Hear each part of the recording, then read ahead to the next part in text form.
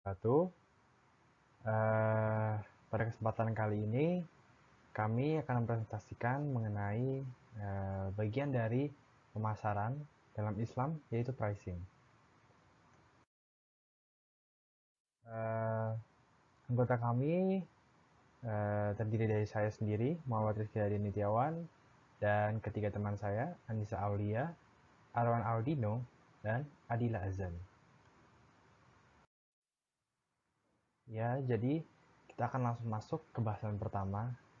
Bahasan pertama akan didasari oleh buku The Principle of Islamic Marketing oleh Al Serhan yang ditulis di tahun 2015.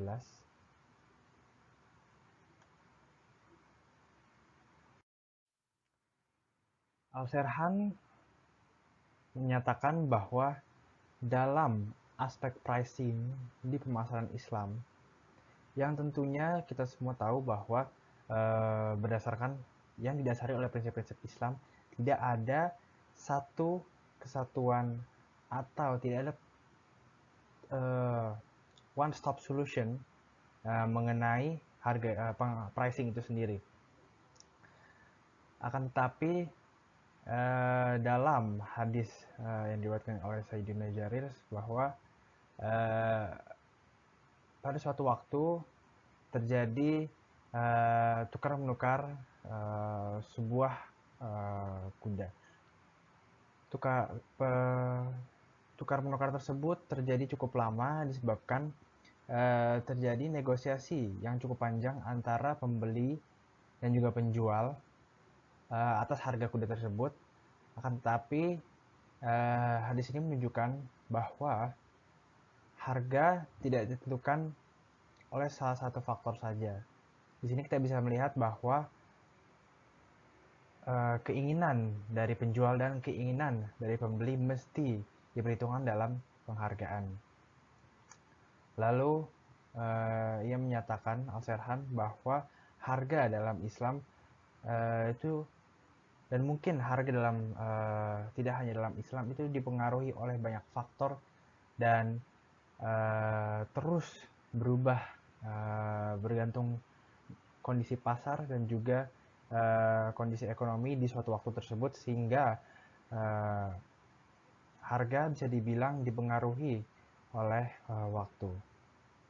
Dan juga pada Al-Baqarah ayat 2 yang menyatakan atau ayat terpanjang di Al-Quran menekankan pada transaksi komersial. Ayat tersebut menjelaskan mengenai perjanjian yang perlu ditulis untuk mengetahui detail bagaimana suatu transaksi terjadi, terutamanya dengan future payments atau pembayaran yang ditunda.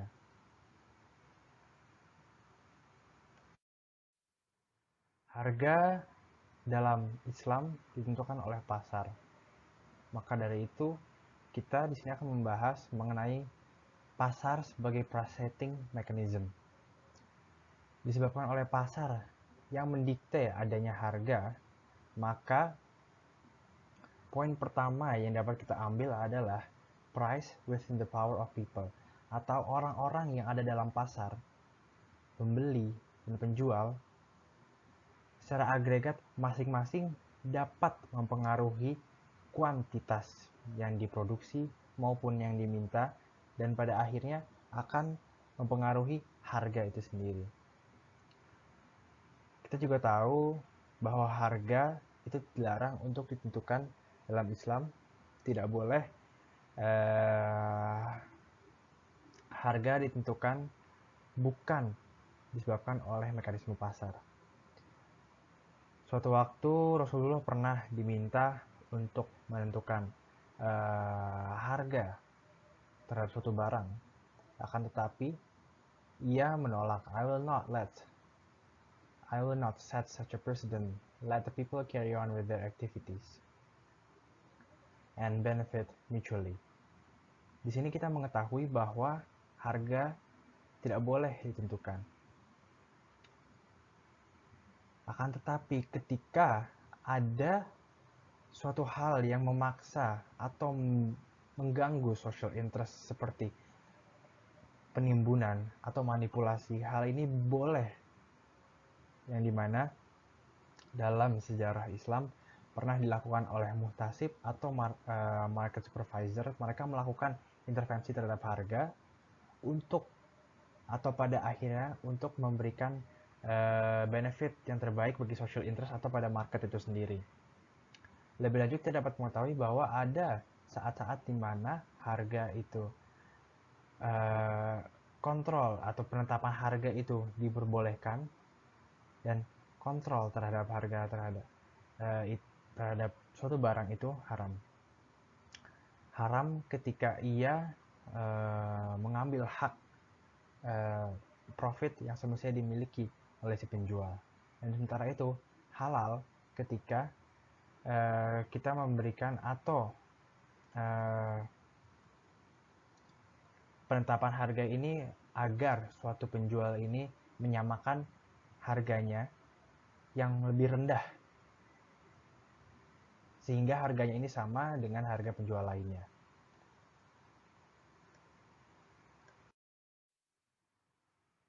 Ketika kita membicarakan harga, maka di sini kita melihat dua perspektif, yaitu perspektif konsumen untuk atau hak mereka untuk memenuhi kebutuhan, dan juga penjual menentukan harga untuk mendapatkan keuntungan. Lebih lanjut, Islam menyatakan bahwa harga ditentukan oleh pasar, dan ini menunjukkan bahwa terdapat kebebasan atau freedom selama konsumen tidak dirugikan.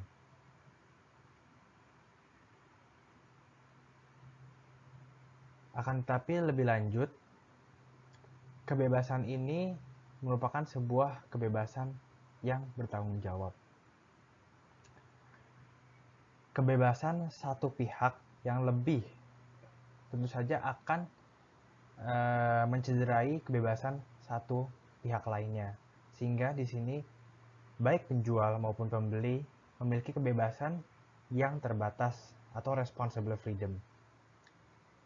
Tidak ada kebebasan yang total, tidak ada kebebasan yang semau-maunya baik dari satu pihak, akan tetapi kebebasan ini perlu memperhitungkan satu sama lain. Konsumen memperhitungkan penjual, penjual pun sama mesti memperhitungkan konsumen. Selain itu, dalam harga di sini kita juga perlu melihat level produk yang diproduksi. Apabila produk tersebut merupakan produk-produk daruriyat, maka ketika penjual menetapkan harga semau-maunya, hal ini akan mencederai konsumen. Disebabkan di sini terdapat resiko si konsumen tidak dapat memenuhi kebutuhannya. Namun ketika produk-produk yang bersifatnya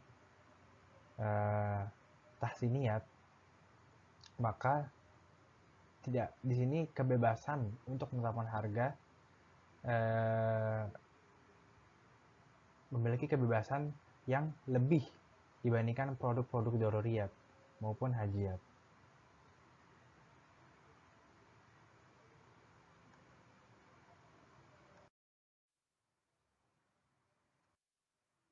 Selanjutnya adalah the covenant between the buyer and the seller, atau perjanjian antara the buyer and the seller.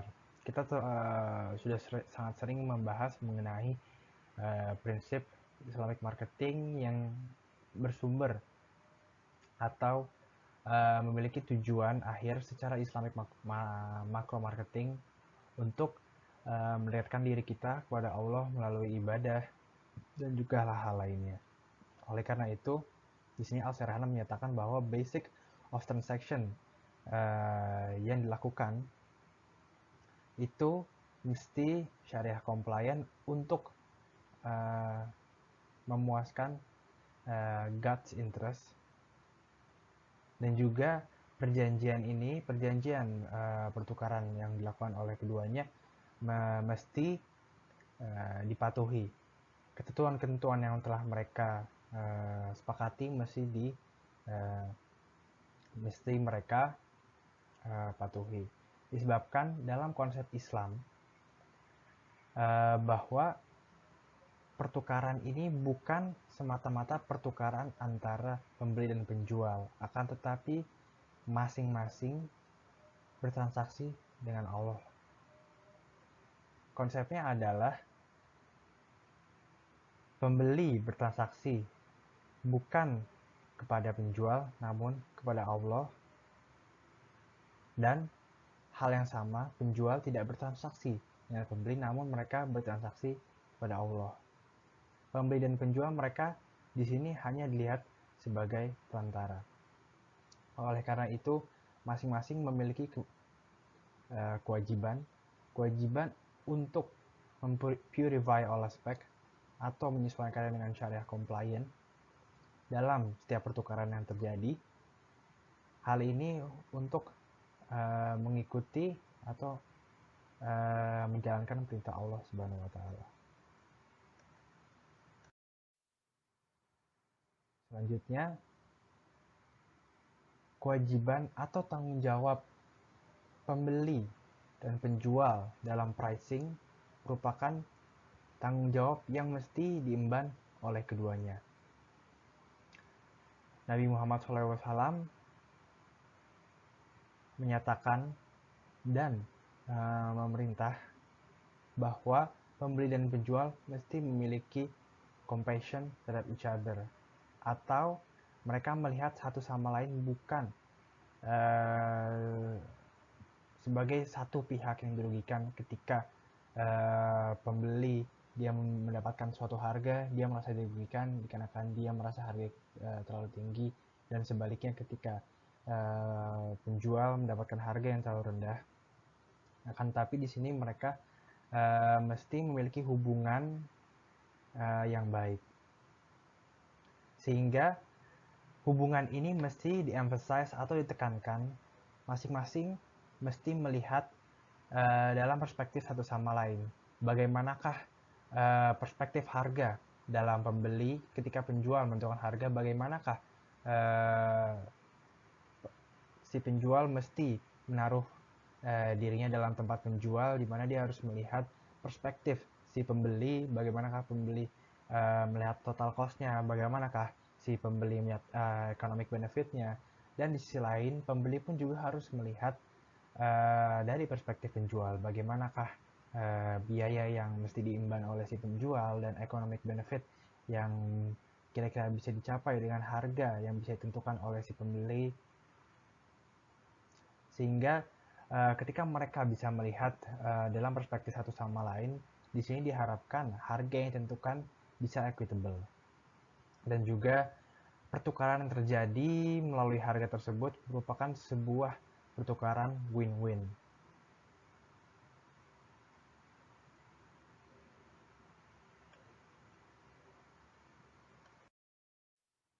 Pada akhirnya, konsep-konsep yang sudah dijelaskan tadi tentunya akan memiliki implikasi terhadap bisnis. Bisnis yang beroperasi di pasar muslim mesti memperhatikan bagaimana mereka menentukan harga dan dalam level harga seperti apa mereka beroperasi. Oleh karena itu, implikasi yang pertama adalah mereka mesti adil. Harga mesti adil terhadap mereka, si penjual, terhadap konsumen, dan terhadap dunia. Bahwa harga yang ditentukan mesti memperhitungkan hal-hal seperti keberlanjutan, bagaimanakah keberlanjutan dari natural resources yang mereka gunakan, bagaimanakah polusi, dan juga hal-hal lainnya, moral degradation. Lalu yang kedua adalah profit margin. Al-Serhan menyatakan bahwa mereka yang beroperasi di pasar muslim mesti menghindari margin yang terlalu besar. Karena margin terlalu besar ini akan dianggap serakah dan itu bukan merupakan suatu hal yang etis dalam Islam. Yang ketiga adalah quality. Bahwa dalam level atau purchasing power apapun, marketer sebaiknya memberikan kualitas yang sebaik-baiknya dengan harga yang terjangkau, yang mana hal ini akan memungkinkan mereka yang memiliki purchasing power lebih rendah dapat mengkonsumsi barang yang berkualitas dengan harga yang terjangkau juga. Dan tentunya mereka yang memiliki purchasing power yang lebih tinggi akan dapat mengkonsumsi juga tentunya. Dan yang terakhir adalah hal-hal yang tidak perlu dilakukan semestinya tidak dipraktikkan. Maksudnya adalah nilai-nilai yang semestinya tidak usah diterapkan. Al-Sehran di sini mencontohkan bargaining nature atau konsep-konsep retail yang menawarkan harga bargain atau mereka memposisikan diri mereka lebih murah daripada komputer-komputer lainnya di pasar. Hal ini akan menunjukkan bahwa secara keseluruhan satu penjual yang menawarkan harga miring ini menginformasikan bahwa pesaing mereka ini hanya akan memberikan kerugian bagi konsumen-konsumen. Sehingga bargaining nature ini mestinya tidak dipraktikkan untuk konsumen muslim, karena menurut Al-Sehran konsumen muslim sudah cukup lelah dengan praktik-praktik seperti ini, dikarenakan mereka merasa dirugikan. Dan selanjutnya akan dilanjutkan oleh rekan saya. Selanjutnya, kami mengaitkan materi ini ke dalam paper yang berjudul A Historical Approach to Islamic Pricing Policy, a Research on the Ottoman Price System and its Application. Nah, dalam paper ini kami akan membahas mengenai Islamic Pricing Policy yang dibagi menjadi 3, yaitu ada Basic and Pricing Policy of Islam, an Application of Islamic Pricing System in the Ottoman Case, dan conclusion-nya. Nah, dalam masyarakat, uang sendiri digunakan sebagai alat tukar. Sistem harga sangat menentukan alokasi sumber daya. Harga relatif berlaku di berbagai pasar karena mereka dipandu oleh penawaran dan permintaan. Sistem harga sendiri dengan demikian mengalokasikan barang dan jasa di antara konsumen dan memberikan informasi kepada produsen tentang apa yang akan diproduksi. Secara teori, alokasi sumber daya sebagaimana yang dibawa oleh sistem harga adalah sebagai efisiensi dan kesejahteraan masyarakat secara keseluruhan. Selanjutnya adalah Basic and Pricing Policy of Islam. Nah, apa sih yang menjadi dasar-dasar dari melakukan penerapan kebijakan harga di dalam Islam sendiri? Yang pertama, sebenarnya kebijakan harga sendiri di dalam Islam itu masih banyak pro dan kontranya. Tetapi hal tersebut bisa diatasi ketika adanya kebijakan penetapan harga ini boleh ditetapkan untuk kepentingan yang mendesak. Intervensi pemerintah di pasar juga harus memenuhi kondisi tertentu. Yang pertama, dari prinsipnya adalah tidak melakukan intervensi jika harga mencerminkan kondisi permintaan dan penawaran dalam harga yang normal atau sesungguhnya. Selanjutnya, kebijakan pengendalian ini memiliki satu tujuan, yaitu stabilitas harga yang menarik perhatian khusus berkat dengan prioritas diberikan kepada keadilan dan kesejahteraan masyarakat dalam Islam. Nah, sebenarnya Rasulullah sendiri ini tidak membolehkan adanya penetapan harga karena meskipun didorong oleh penduduk kala itu untuk menetapkan harga, karena baginya penetapan harga ini haram karena bisa saja menimbulkan ketidakadilan. Hal ini karena menyangkut kepemilikan seseorang yang masuk di dalamnya adalah hak untuk menjual dengan harga yang penjual ini inginkan, dan selama itu sesuai dengan keinginan pembeli, maka diperbolehkan. Nah, selanjutnya adalah kasus Ottoman. Yang pertama ini, kebijakan Ottoman ini merupakan cerminan dari prinsip-prinsip nilai dalam Islam. Kebijakan moneter Ottoman sebagai alat kebijakan penetapan harga. Yang pertama, ciri pentingnya dari kebijakan moneter Ottoman ini adalah Penekanannya pada penggunaan uang logam yang terbuat dari emas dan perak. Kemudian adanya upaya untuk mencegah penggunaan logam non-mulia untuk tujuan lain. Selain itu, sistem moneter Ottoman juga berada di bawah tekanan karena banyaknya uang koin yang datang dari negara seperti Istanbul dan Kairo, serta adanya perbedaan harga domestik dan asing dari logam tersebut. Nah, kelangkaan emas dan perak ini kemudian memberi efek langsung terhadap suplai uang. Uang jadi lebih berharga dari angka di dalam uangnya sendiri. Maka dari itu dilakukan devaluasi atau penurunan nilai mata uang. Selanjutnya adalah kebijakan komersial.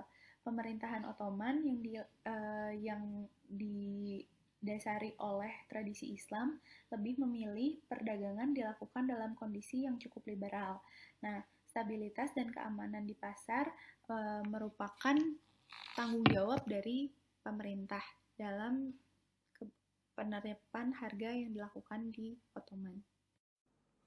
Dari kasus Ottoman ini terdapat sistem NERC, di mana harga yang ada di dalam sistem NERC ini dapat berubah-ubah, dan dalam sistem NERC ini banyak hal yang dapat dipertimbangkan dalam penentuan suatu harga. Selain itu, harga dalam sistem NERC ini juga termasuk dari kondisi sisi penawaran.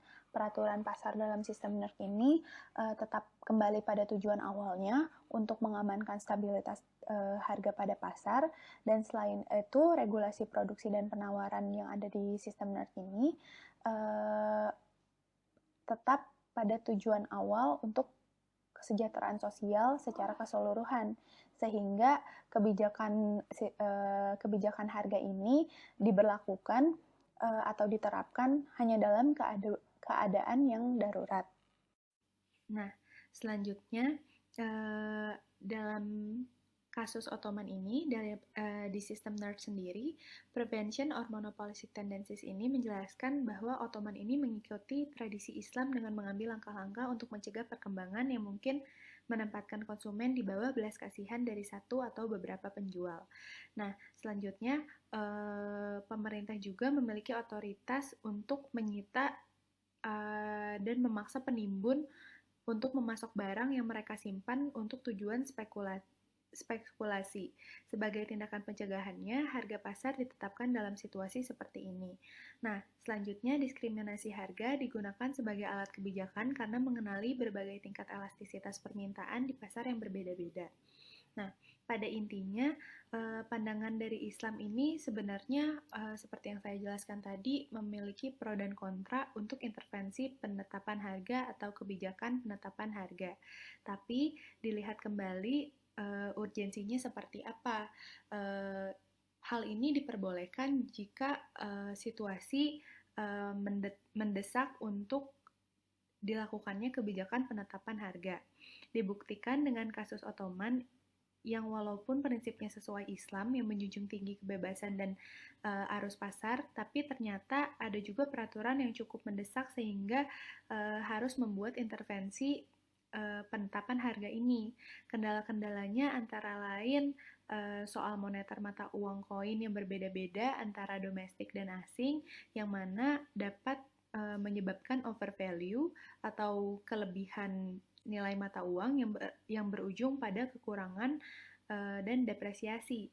Terus selain itu juga ada kecenderungan terjadinya pasar monopoli yang mana bisa lebih merugikan masyarakat, sehingga harus dibuat kontrol atau pemerintah harus mengontrol melewati kebijakan ini. Baik, selanjutnya saya Anissa Alias Maharani. Di sini akan melanjutkan pemaparan mengenai salah satu artikel dari Ahsanul Haqqi, Ali Syafiq, dan Suharni Maulan yang berjudul An Approach to Islamic Consumerism and its Implication on Marketing Mix. Dalam hal ini kita akan bahas terkait price-nya atau pricing-nya, penetapan harganya seperti apa.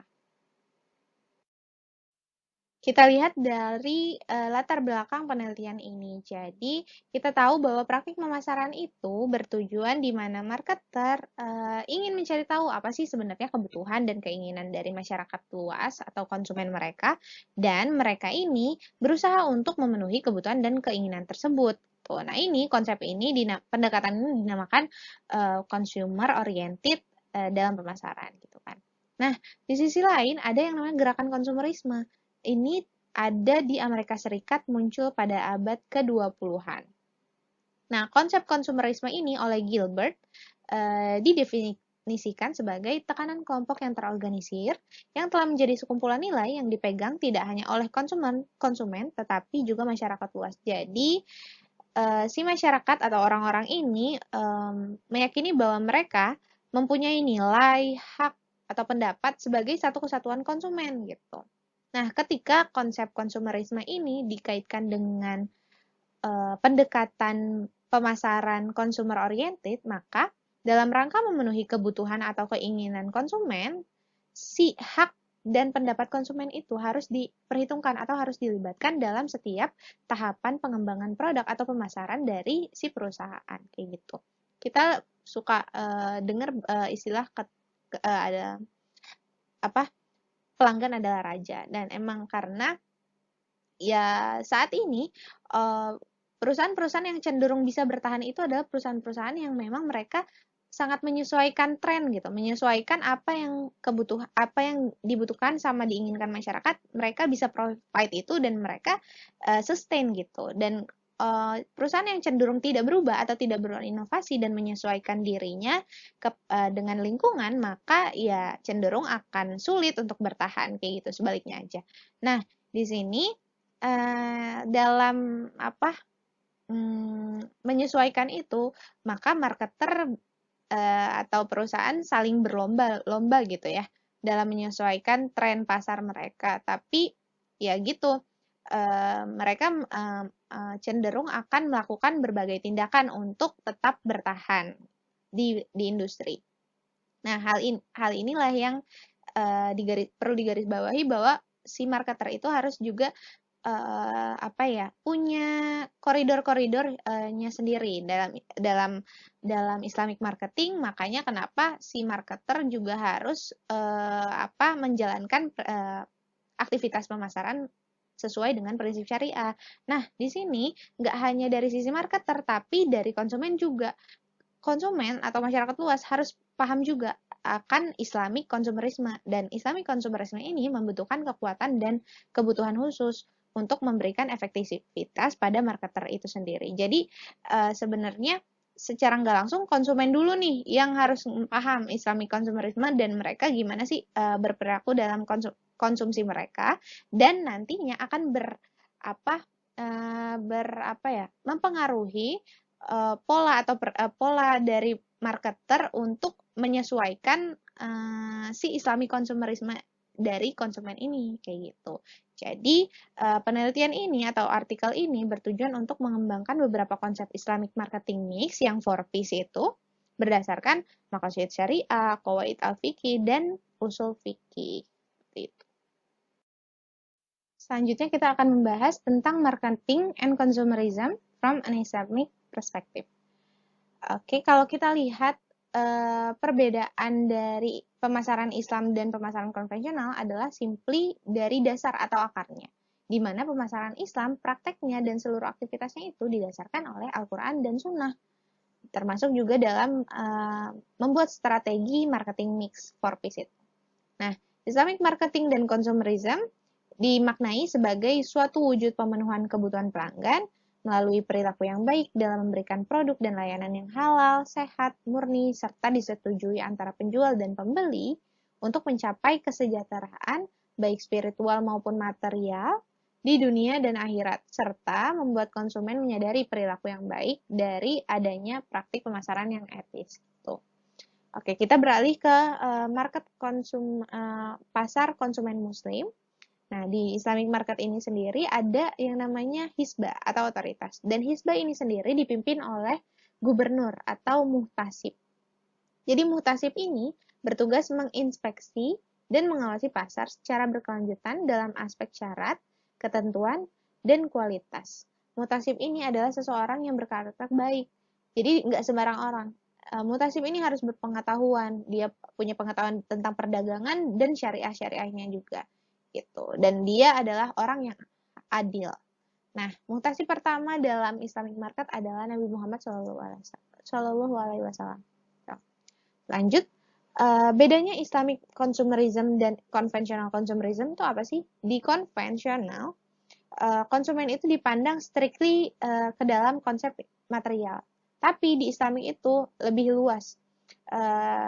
Konsumen bukan hanya sebagai tadi dipandang sebagai konsep material, tapi juga sebagai khalifah Allah di bumi gitu.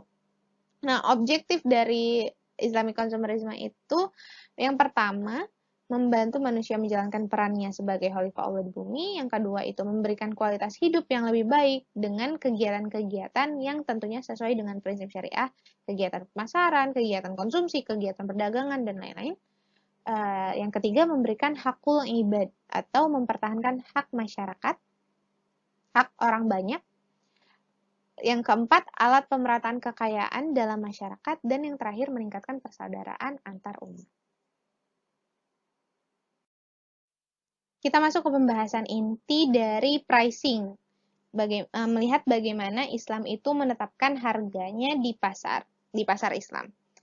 Dan dikaitkan dengan konsep Islamic consumerism tadi. Nah, poin pertama adalah sudut pandang penjual dan pembeli. Dalam praktiknya, pemasaran Islam itu menekankan pada penetapan harga yang tidak hanya dari sudut pandang penjual, tetapi juga sudut pandang pembeli. Kenapa? Karena Islam mendorong penetapan harga sedemikian rupa agar menyenangkan kedua belah pihak. Tidak ada yang diuntungkan, tidak ada yang dirugikan, dan keduanya itu setuju. Tuh. Poin kedua adalah larangan monopoli. Kenapa? Karena ketika suatu pasar itu ada yang memonopoli dari atau oleh pihak tertentu, maka pasar tersebut tidak berjalan sesuai mekanisme yang sesungguhnya gitu. Di dalam Islam kan penetapan harga itu ditetapkan oleh mekanisme pasar kan. Nah, ketika ada monopoli, maka pihak yang memonopoli itu pastinya akan membatasi keseimbangan permintaan dan penawaran pasar. Jadinya mereka dengan sesuka hati bisa menetapkan harga, dan ini nggak boleh. Gitu.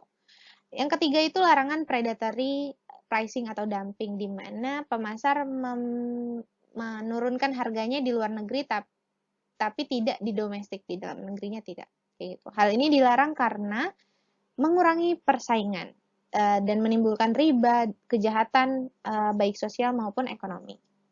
Yang keempat adalah terkait pembebanan harga. Dalam Islam, marketer membebankan harga kepada konsumennya itu tidak boleh berbeda-beda.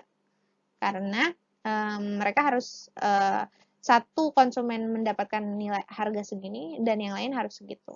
Harus adil karena mengurangi adanya suatu pihak yang diuntungkan, pihak-pihak tertentu yang diuntungkan dibanding pihak-pihak lain gitu. Yang kelima, larangan maisir, yaitu tindakan mencari uang dengan mudah tanpa usaha, spekulasi, berjudi, dan lain-lain. Yang keenam adalah larangan tatfif atau mengubah kualitas dan kuantitas produk tanpa adanya penyesuaian harga yang sepadan.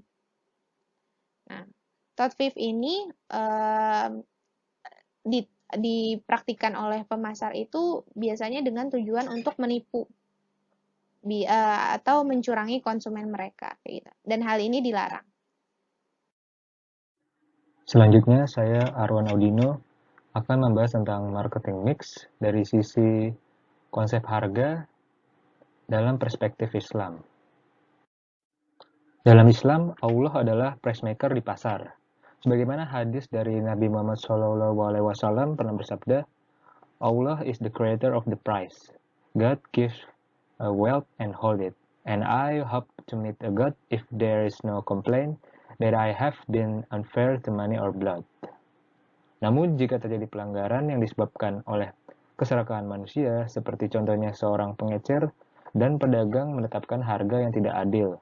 Penting dalam Islam bahwa penguasa dalam artian pemerintah perlu campur tangan untuk kepentingan masyarakat dan melarang terjadinya kegiatan monopoli pada perdagangan. Intervensi tetap perlu dilakukan dengan tujuan kesejahteraan masyarakat, dengan memastikan harga tetap terjaga secara adil dan membatasi berbagai perlakuan tidak etis dalam perdagangan. Untuk itu, kita perlu menetapkan regulasi harga. Perubahan harga sendiri harus konsisten dengan perubahan kuantitas atau kualitas produk. Islam melarang suatu propaganda palsu atau publisitas yang berkaitan dengan harga, permintaan, dan penawaran. Hukum dalam jual beli secara kredit juga sudah terdapat dalam Al-Quran pada surat Al-Baqarah ayat 282, yaitu selling on credit should be documented and should be seen by others.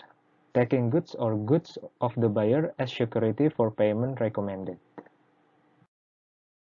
Selanjutnya adalah kebijakan dari suatu harga yang ada di dalam Islam. Yang pertama adalah jangan menipu pelanggan dengan memberikan kesan palsu bahwa mereka mendapatkan harga yang murah. Dalam berdagang, kita diajarkan untuk harus jujur atas apa yang kita jual dengan harga yang sebenar-benarnya. Selanjutnya yang kedua adalah melarang mendapatkan sesuatu yang terlalu mudah tanpa kerja keras, atau dapat berindikasi maisir, atau menerima manfaat tanpa bekerja. Dalam Islam kita diajarkan untuk mendapatkan suatu hasil yang besar, maka kerja kita juga harus besar.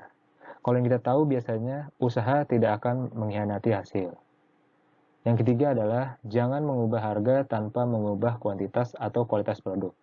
Ini juga mengharuskan kita untuk berperilaku jujur. Yang keempat adalah tidak mudah menipu nasabah untuk mendapatkan keuntungan dengan mudah. Yang kelima, seharusnya tidak ada diskriminasi antara penawar dan non-penawar untuk menjual barang dagangan yang sama dengan harga berbeda. Yang keenam, larangan propaganda palsu dari pihak pemasar internasional atas permintaan posisi supply melalui media. Ini juga mengharuskan kita untuk bersaing secara sehat, adil, dan jujur. Yang ketujuh adalah memiliki kendali dan manipulasi harga untuk memenuhi kebutuhan pasar sebagai akibat dari kelangkaan secara alami. Maka pasokan tidak dilarang. Yang kedelapan, larangan akumulasi produk apapun untuk mempengaruhi harga. Hal ini karena dapat menyebabkan praktik dari bayi najasi atau rekayasa pasar.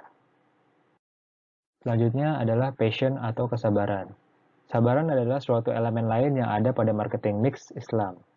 Elemen ini cukup penting dalam industri jasa, karena dalam industri jasa kita harus memberikan pelayanan dengan sabar. Dalam ajaran Islam, kita diajarkan harus sabar dalam melayani pelanggan, karena ini merupakan ciri utama komunikasi yang baik untuk menciptakan hubungan antara pedagang dengan konsumen. Dan ini adalah berbagai etika Islam dalam elemen harga. Yang pertama adalah takut pada Allah, karena Allah merupakan price maker. Yang kedua adalah adil dan tidak boleh ada kecurangan. Yang ketiga, bertujuan untuk kesejahteraan masyarakat. Selanjutnya, memaksimalkan keuntungan bukanlah prioritas. Dan yang selanjutnya, tidak ada penetapan harga secara sepihak. Selanjutnya, tidak ada manipulasi harga, tidak ada harga predator, dan tidak ada harga buatan.